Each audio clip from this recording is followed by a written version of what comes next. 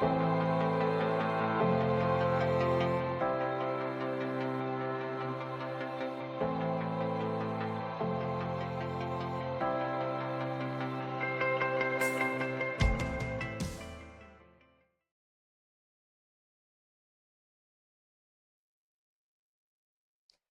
dia, boa tarde ou boa noite, dependendo do horário que você esteja assistindo esse vídeo. Eu sou o professor Samuel e eu estou dando início a mais uma EBD da Igreja Batista Central online, a nossa EBD online, no qual nós estamos fazendo nosso estudo expositivo de Malaquias. Eu aconselho que se você não assistiu o nosso último estudo, que foi com o professor Gabriel, que você dê uma pausa nesse vídeo, assista o estudo, que para entender melhor todo o contexto, toda a realidade em qual está englobando esse estudo que nós temos, é sempre importante a gente ter uma boa noção do que está sendo discutido. Mas dito isso, nós vamos primeiramente orar ao Senhor, posteriormente nós vamos já para o estudo expositivo dessa porção das Escrituras que nós vamos abordar hoje. Oremos ao Senhor. Pai, nós te agradecemos pela tua graça, pelo teu amor, por tu nos oportunizar, Senhor Deus, esses momentos de meditação das tuas Escrituras, de colocar nossos corações, Senhor Deus, a aprender mais de ti, a entender mais de ti. Eu te peço, Senhor, que tu venha nos capacitando tanto a ensinar quanto a aprender aquilo que tu tens para nós hoje.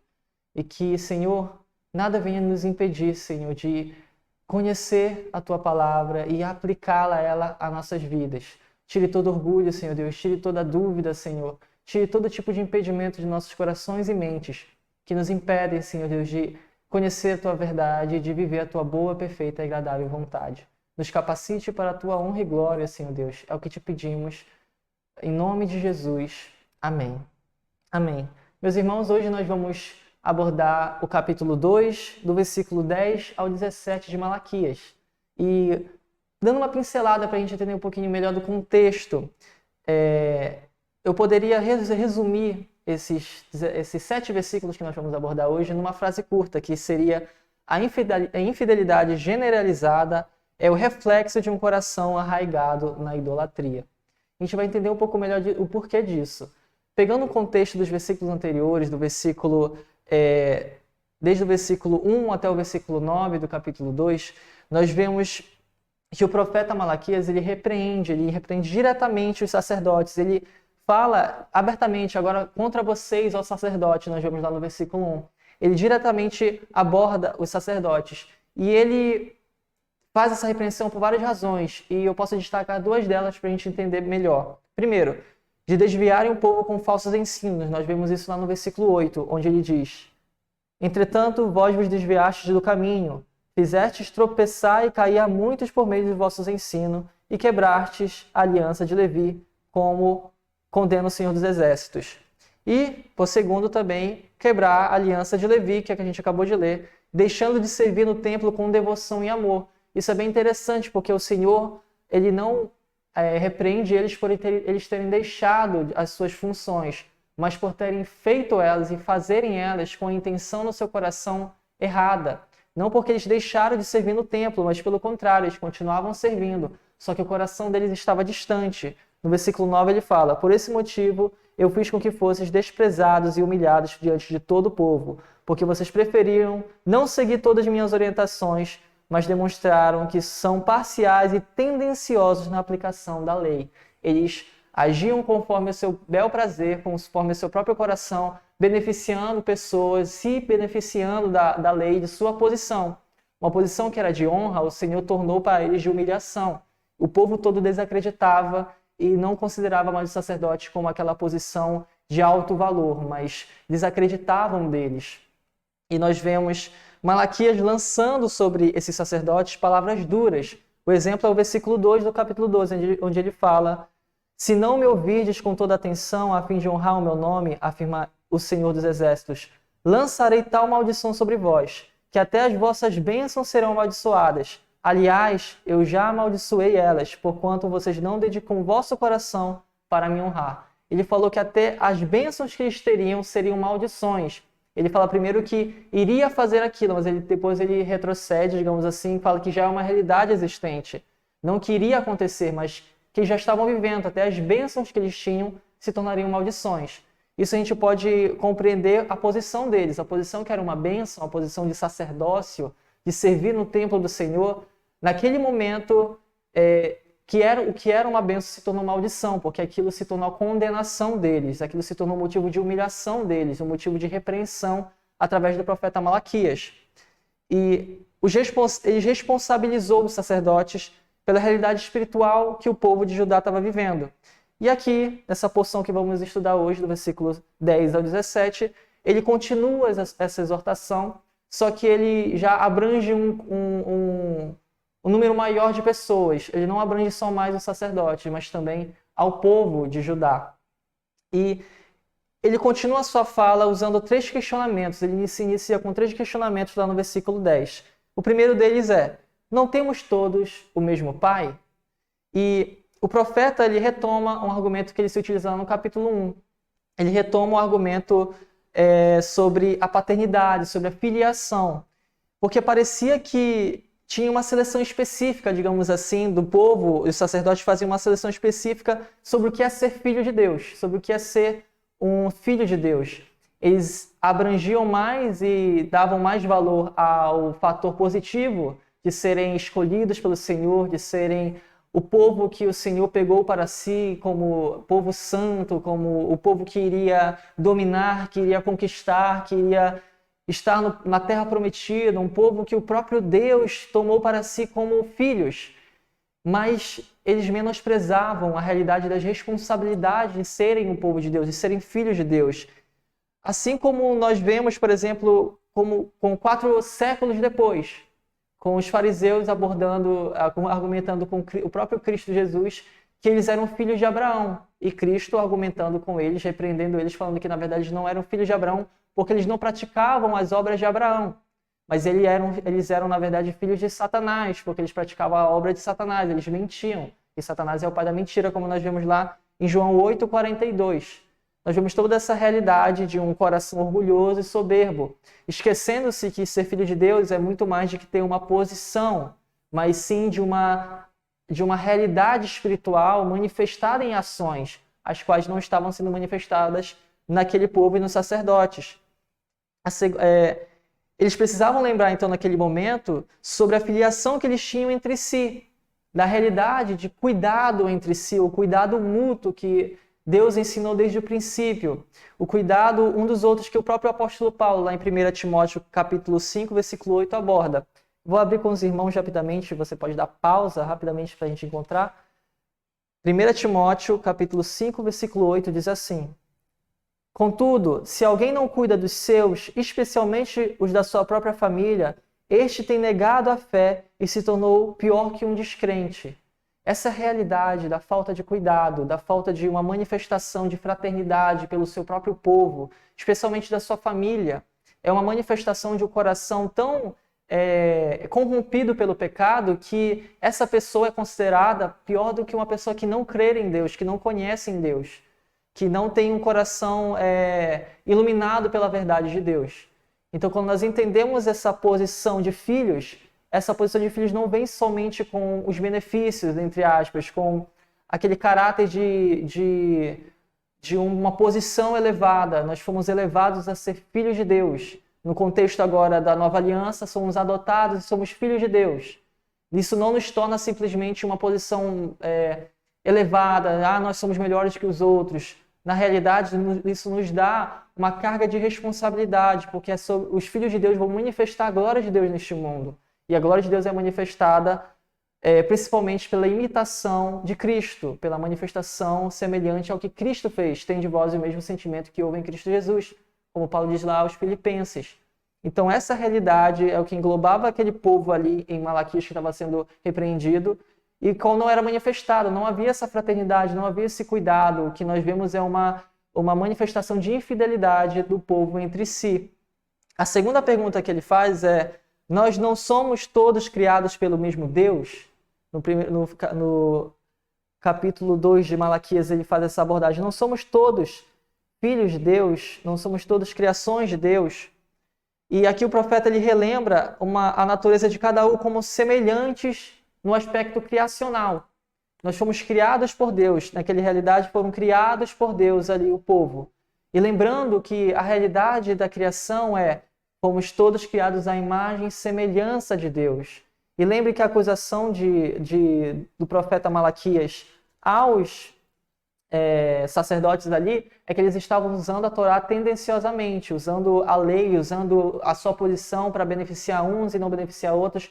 Eles não estavam sendo justos e não estavam agindo com justiça. Eles estavam agindo injustamente ali em suas funções. E não estavam, por assim dizer, compreendendo todos como semelhantes, como sendo filhos de Deus, criações de Deus, tendo em si a imagem e semelhança de Deus. Todos, independentemente de idade, de realidade, de se tinha poder ou se não tinha, se era rico ou se não tinha, se não era, se eram pessoas que tinham influência ou não. Eles não estavam considerando todos como iguais, como pessoas que foram criadas à imagem e semelhança de Deus. Essa realidade traz a nós a compreensão de cuidado também, a compreensão de não nos sentirmos maiores uns que os outros, independentemente de nossa realidade financeira, política, de posição social, de compreensão mesmo, de inteligência, de sabedoria. Nada nos diferencia, nada deve nos diferenciar no cuidado, no amor, no trato, no perdão. Era justamente essa realidade que não era encontrada ali, que está sendo repreendida pelo profeta. E por fim, digamos assim, pegando com base essas duas primeiras perguntas e todo o argumento que ele usa nos capítulos anteriores, ele questiona o porquê então que era manifestada uma infidelidade entre si e para com os outros ali, dos sacerdotes para um povo, do povo entre si, essa infidelidade generalizada que estava se envolvendo ali. Se eles eram filhos de Deus e criações de Deus. A realidade, se eles são aquilo, se eles são realmente filhos de Deus, como o próprio Senhor, através de Malaquias, fala, pergunta: se eu sou o Senhor, cadê a honra? Se eu sou pai, cadê o amor para comigo? Pegando toda essa realidade que o profeta está repreendendo, está exortando aquele povo, o porquê há infidelidade entre eles, o porquê há essa manifestação que não é comum a quem crê. Por que aquilo estava acontecendo é o questionamento.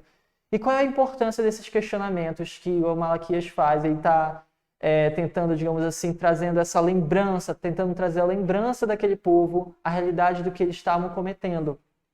Em Deuteronômio 6, 1 ao 9, nós vamos lembrar da realidade da qual eles estavam negligenciando. Deuteronômio 6, de 1 a 9, diz assim: Estas são as leis, isto é, os decretos e os mandamentos do Senhor vosso Deus, que o Senhor vosso Deus ordenou que eu vos ministrasse, a fim de que coloqueis em prática na terra na qual estáis adentrando, com o objetivo de tomardes posse dela. Versículo 2. Sendo assim, tu, teus filhos e teus netos temerão ao Senhor, obedecerão a todos os seus estatutos e mandamentos que eu hoje vos ordeno, para que vocês guardem durante toda a vossa existência, a fim de que teus dias sejam felizes e se prolonguem na terra. Portanto, ó Israel, ouve e cuida de pôr em prática o que será bom para ti, e te multiplicará a descendência, conforme te afirmou o Deus dos teus pais, ao entregar uma terra onde mana leite e mel. Ouve, Israel, o nosso Senhor é o único Deus. Amará o teu Deus com todo o coração, com toda a tua alma e com todas as tuas forças, e que todas as palavras que hoje te ordeno estejam em teu coração. Você ensinará com todo zelo e perseverança a teus filhos. Conversarás sobre as Escrituras quando vocês estiverem sentados em sua casa, quando estiverem andando pelo caminho e ao deitar, ao se levantar. Também atarás essas palavras como sinal em tua mão e em teu braço, e prenderás a tua testa como um tefilim, um filactério. Você escreverá as palavras do Senhor nos umbrais da tua casa e de teus portões. Vejam como Deus, ele categoricamente deixou claro para o povo que era necessário uma persistência no ensino, tanto das crianças quanto nas ruas, quanto em qualquer lugar. Era necessário essa persistência no ensinar mútuo um dos outros. Era necessário que o povo se ensinasse, se relembrasse e fizesse com que não fosse esquecido aquela lei, aqueles preceitos, aqueles ensinos. E como o próprio Senhor fala, que estivesse no coração deles, que se tornasse algo tão valioso para eles que eles guardassem com todo o coração e também compartilhassem com todo o coração, sabendo que seria o melhor a ser feito para aquele povo, para os seus irmãos, para o seu próprio povo. E há uma responsabilidade sobre cada israelita ali de ensinar um ao outro, desse ensino mútuo. E houve uma negligência dessa responsabilidade. Houve uma negligência dessa atitude. Houve uma negligência dessa prática. E por causa disso, tanto da negligência dos sacerdotes em ensinar exatamente o que estava escrito, quanto a negligência do povo de se preocupar um com o outro, houve um declínio espiritual agudo. Houve um declínio espiritual generalizado. Então, havia uma generalizada infidelidade, tanto do sacerdote quanto do povo. E Oséias, no capítulo 4, do versículo 6 ao 9, é abordado essa realidade de maneira bem clara. Oséias, você pode dar um pause e procurar. Oséias 4, do 6 a 9, diz assim a palavra do Senhor. 6 a 9. Eis que o meu povo está sendo arruinado porque lhe falta conhecimento da palavra. Porquanto vocês foram negligentes no ensino, eu também vos rejeitarei, a fim de que não mais sejam sacerdotes diante de mim. Visto que vocês esqueceram da Torá, da lei e de Deus, eis que eu também vou ignorar vossos filhos. Ora, quanto mais se multiplicou o número de sacerdotes, mais eles pecaram contra a minha pessoa. Eles trocaram a glória que lhes pertencia por algo que só lhes traz vergonha e humilhação. Eles se alimentaram dos pecados do meu povo e intimamente desejavam que eles praticassem o mal, cada vez mais. Sendo assim, eu repreenderei severamente tanto o povo quanto os sacerdotes por causa dos caminhos que preferiram, e lhes retribuirei de acordo com todas as suas atitudes. Nós vemos que, assim como havia um declínio por parte dos ensinamentos dos sacerdotes, também há uma responsabilidade do povo. O Senhor aqui não repreende somente os sacerdotes, mas também o povo. O povo não é isento de responsabilidade diante do que está sendo ensinado. Eles precisavam tomar posição também diante dos falsos ensinamentos. Eles precisavam compreender a sua realidade, entender aquilo que estava acontecendo e defender a verdade. Eles precisavam tomar uma atitude, mas não tomaram. Na verdade, eles se deleitaram naquilo, eles se agradaram naquilo. E nós sabemos que na história de Israel isso se repetiu. Um profeta vinha, falava que eles estavam no caminho errado, só que eles preferiam ouvir os falsos profetas que ensinavam realidades e ensinos que eram contrários à palavra do Senhor e aos ensinos do Senhor, mas eles seguiam essas palavras porque era agradável aos ouvidos deles. E nós, partindo para a nossa realidade, nós vemos Paulo, ele exortando tanto o povo ali do seu tempo quanto a nós hoje em dia, sobre essa realidade de que a sã doutrina será como comichão nos ouvidos e incomodará, e as pessoas começarão a procurar mestres, falsos mestres, que ensinem aquilo que elas querem. Porque o coração do homem, ele é um caldeirão de idolatria, e sempre buscará para si, se não for mortificado pela cruz de Cristo, ensinos e realidades que agradem a sua carne. E nós buscaremos e insistiremos nisso se não for a misericórdia do Senhor, se a misericórdia do Senhor não ser manifestada. E a partir do versículo 11 em diante, o profeta ele faz duras acusações sobre a devoção do povo, usando uma realidade que era bem comum ali, que era uma realidade evidente, que era o repúdio que os povos e os sacerdotes, os homens e os sacerdotes tinham da mulher israelita, os divórcios, os altos níveis de divórcios que ali tinham, para elas se juntarem a mulheres estrangeiras. E quando a gente fala sobre essa realidade, ainda que ali naquele momento histórico, naquele contexto, houvesse essa atitude, essa prática, é interessante a gente lembrar na teologia bíblica que Deus, ele por inúmeras vezes se utilizou dessa linguagem do adultério, do divórcio, da prostituição do povo de Judá, de Israel, para manifestar as inclinações de idolatria do povo. Nós vemos, por exemplo, lá em Jeremias 3, 6 a 10. Jeremias 3, 6 a 10. O Senhor diz o seguinte, o profeta diz, Jeremias 3, 6 a 10, ele diz: durante o reinado do rei Josias, Yahvé, o Senhor, me revelou. Visto o que Israel fez, a infiel, ela se dirigiu a toda a colina e monte elevado, sob toda a árvore frondosa, e se prostituiu. Eu então me dizia, depois de ter feito tudo isso, ela voltará para mim, mas ela não retornou. Judá, sua irmã traidora, observou o que se passava. Ela viu também quando entreguei a infiel Israel uma certidão de divórcio e a mandei embora, por causa de todos os seus adultérios. Contudo, sua irmã Judá, a desleal, não teve qualquer receio e também se entregou à prostituição. E por agir assim com desprezo levianamente em relação à moral, Judá igualmente contaminou a terra, cometendo adultério com ídolos de pedra e de madeira. O Senhor manifesta nessa linguagem, nessa metáfora, usando o adultério, usando o divórcio, como Judá e Israel se comportavam na idolatria, se prostituindo, adorando outros deuses, deixando os preceitos do Senhor e seguindo, confiando em falsos deuses para vencer guerras, para conseguir, fazendo alianças com outros povos e, ao mesmo tempo, se inclinando às suas práticas religiosas. O Senhor nomeava essas atitudes como prostituição, como um adultério, como até mesmo uma manifestação de divórcio. E utiliza essa linguagem também em Ezequiel, no capítulo 16, do versículo 32. Ele fala que o povo ele é acusado de idolatria, que abandonando a Deus, seguindo outros deuses, seguindo outros povos, outras práticas, confiando em outros deuses. Isaías 1:21, o profeta ele usa uma expressão bem forte, que demonstra justamente a ofensa que o Senhor tem dessa prática de idolatria. 1:21 diz assim, a palavra: Ai, vede como a cidade fiel se tornou uma prostituta. Sião, onde antes prevalecia o direito e habitava a justiça, agora está cheia de assassinos. Ele chama Israel de prostituta, porque o seu coração estava completamente tomado pela idolatria, pela infidelidade. E, ao mesmo tempo que Deus ele reprovava duramente as ações que os sacerdotes tinham ali através de Malaquias, ele também ele aponta para esse problema mais profundo no povo de Israel, que era o adultério no coração.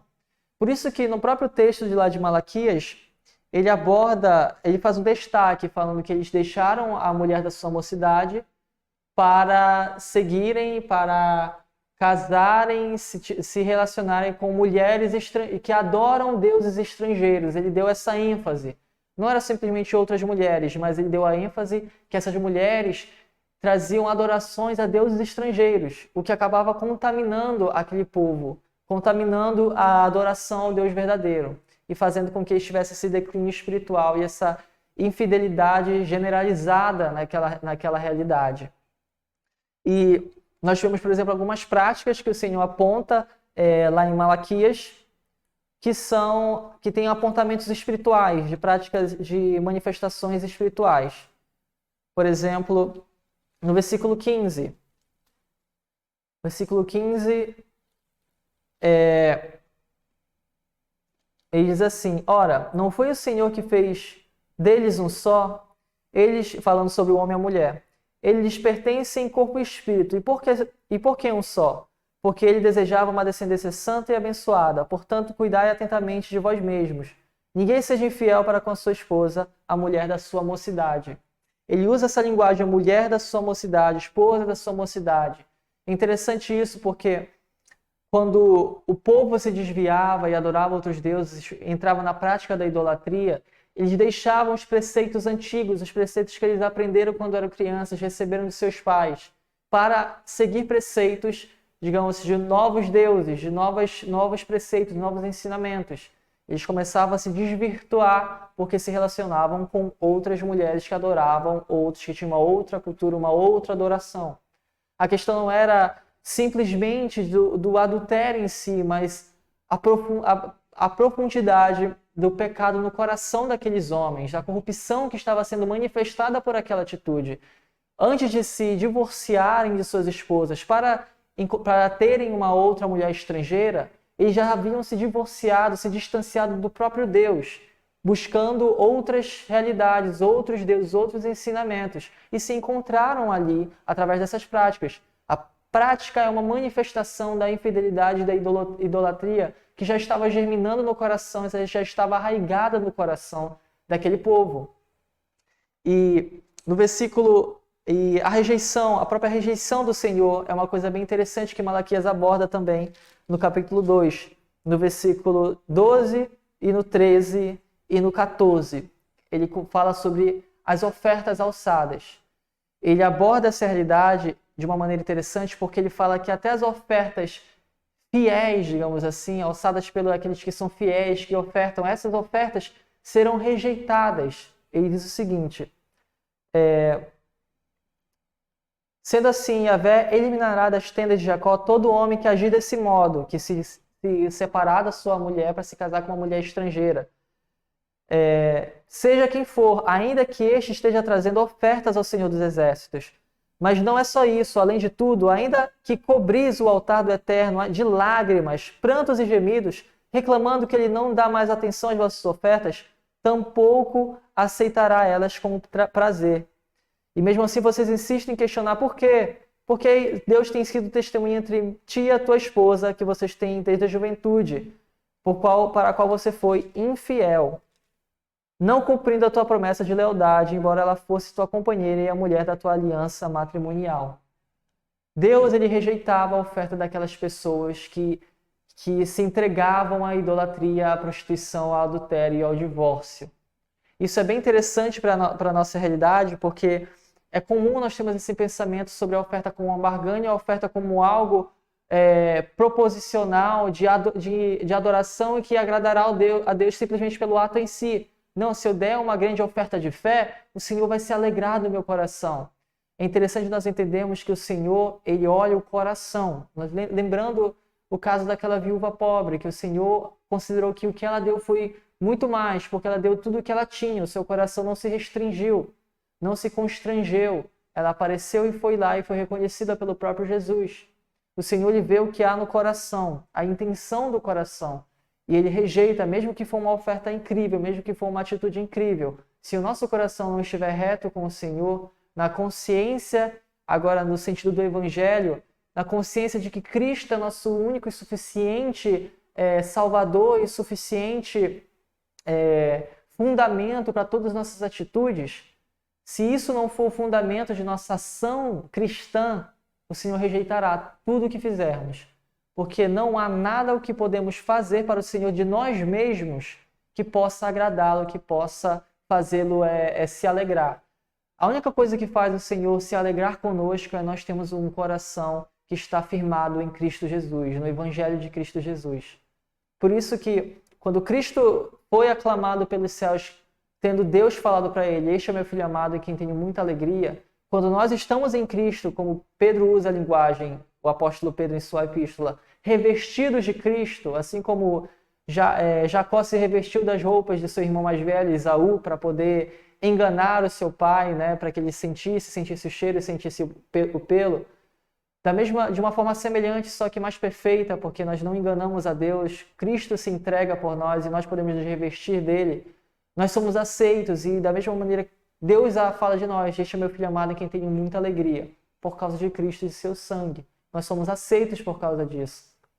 Compreendendo essa realidade, não há outra maneira de ofertarmos de forma agradável ao Senhor a não ser tendo um coração firmado no Evangelho em Cristo Jesus.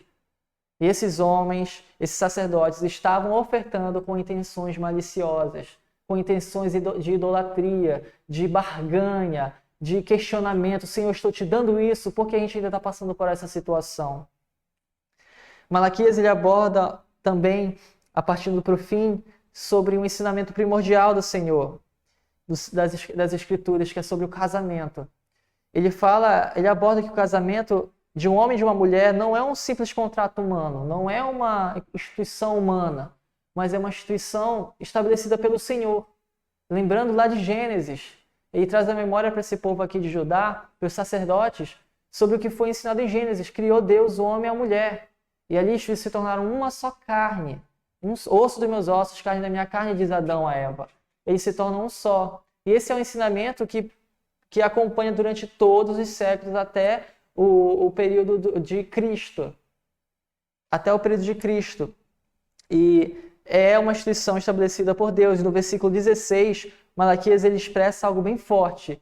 Ele fala que Deus odeia o divórcio, trazendo toda essa gama de interpretação e de compreensão sobre a idolatria e também sobre a prática do divórcio para o que ela representa, uma infidelidade generalizada, uma infidelidade a qual alguém você prometeu ser fiel, prometeu cuidar, prometeu estar ao lado, você abandonar essa pessoa para estar com outra pessoa. O Senhor odeia isso porque é uma manifestação de um coração que está arraigado numa idolatria.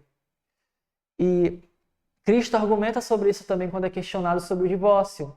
E a forma que ele aborda é uma forma bem dura também. Porque ele fala que o divórcio ele não foi dado, a carta de desquite, a gente vê lá em Moisés, existe isso, não foi dado por causa de uma justificativa plausível, não, realmente tem certas ocasiões que tem que se divorciar mesmo.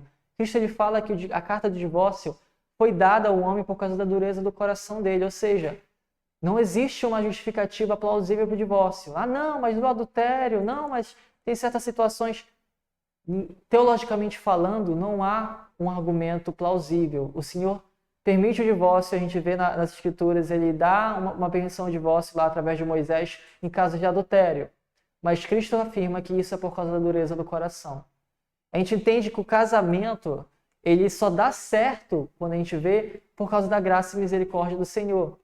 Que o pastor costuma sempre falar em aconselhamento para eu e para minha esposa, que o casamento era algo para dar errado, porque são dois pecadores se juntando. Isso era algo para... a soma deveria ser desastre. A única coisa que faz um casamento dar certo é a graça e misericórdia do Senhor.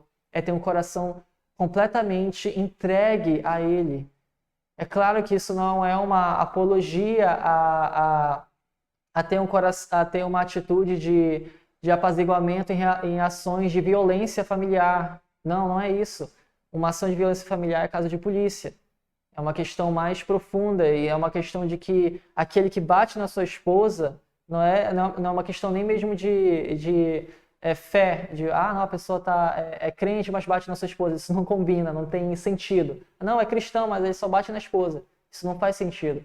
Se há uma ação de violência, a fé dessa pessoa deve ser questionada, se verdadeiramente ela foi alcançada pelo aquele que é manso e humilde e que age nos corações, nos tornando manso e humilde. Então, tudo isso não é uma apologia a essas atitudes de preservar relações que geram violência familiar, de forma alguma. É uma realidade sobre o coração do homem. Não há justificativas para o divórcio, porque o coração, isso só foi dado por causa da dureza do coração do homem. E Malaquias aborda isso, Deus odeia o divórcio. Há uma manifestação de ódio ali. Não, Deus não pode odiar, Deus é amor. A gente tem que entender que se Deus é amor, Deus tem que odiar, porque Deus não pode amar bebês e não odiar a pedofilia. Se você ama alguma coisa, você vai ter que odiar aquilo que fere essa coisa. Se você ama a sua esposa, você ainda vai ter que odiar aquilo que fere ela, aquilo que machuca ela. Você vai ter que ter uma ação diante daquilo. Você não pode ser neutro.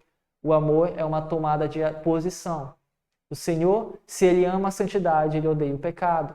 Então, esses são polos que precisamos entender. O Senhor odeia, sim. E no último versículo, no versículo 17, ele já começa a entrar num outro tema, de juízo. No versículo 17, ele aborda sobre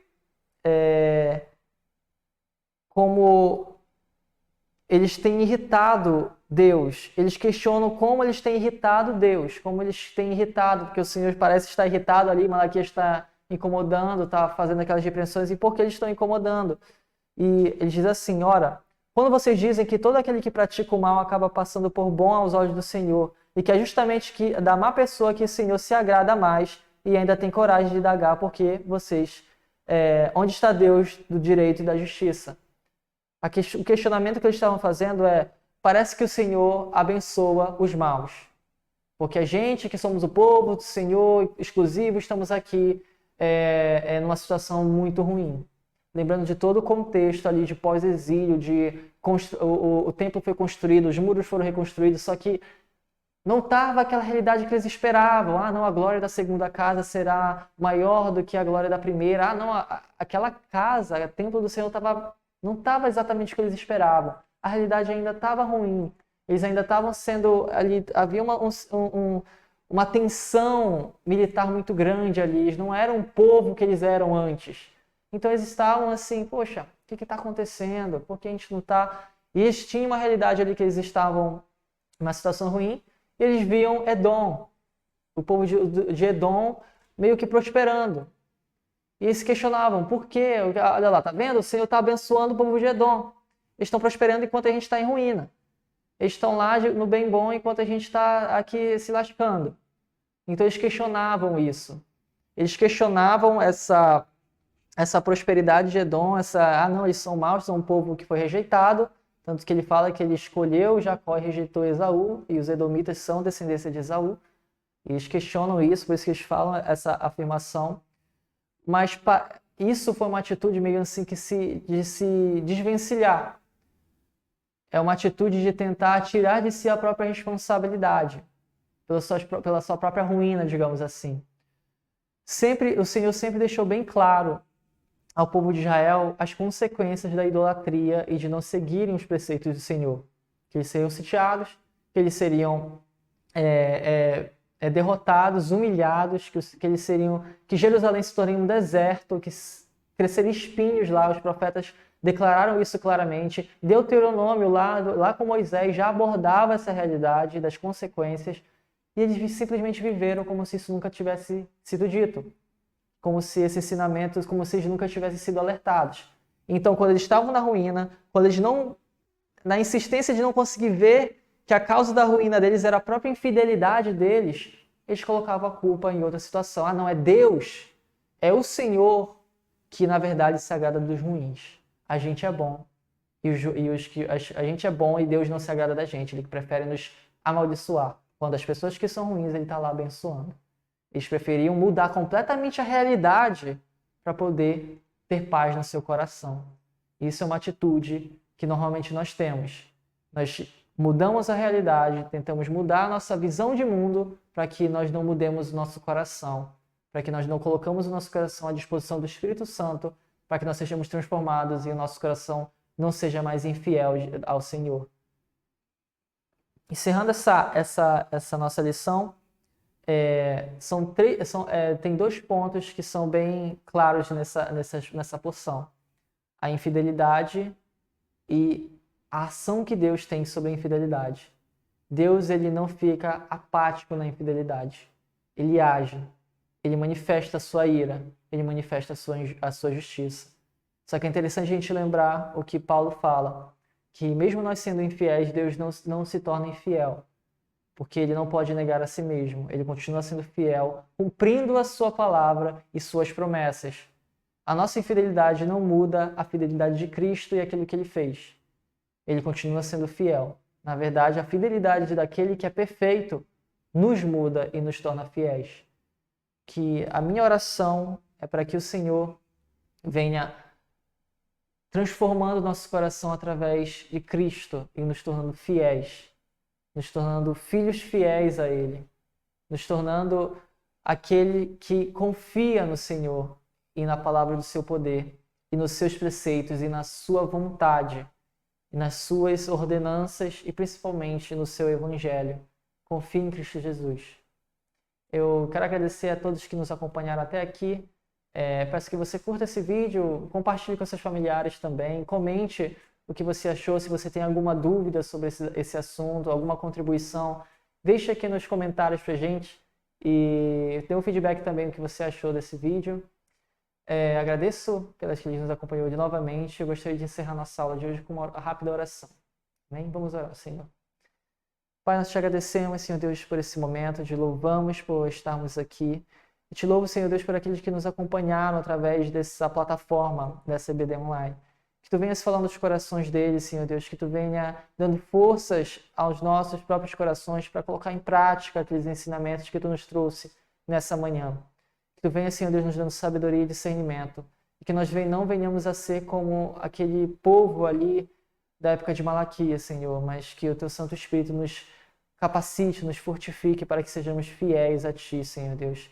Perseverantes, Senhor Deus, na fé que há em Cristo Jesus. Para que nós não venhamos a ser, Senhor Deus, tomados, surpresos por tropeços, Senhor Deus, diante da caminhada que temos neste mundo. Nós te louvamos e te agradecemos em nome de Jesus. Amém. Amém. Mais tarde a gente tem o nosso culto, 6h30. Nós temos outros eventos na igreja, programações na igreja. Nós temos o culto de oração no primeiro e no terceiro semana do mês. E nós temos nossos PGMs também na segunda e na quarta semana do mês. Mas se informe da nossa congregação também sobre essas programações para participar juntamente conosco. Tenha um ótimo dia, ótima tarde, ótima noite. Fique com Deus e até a próxima.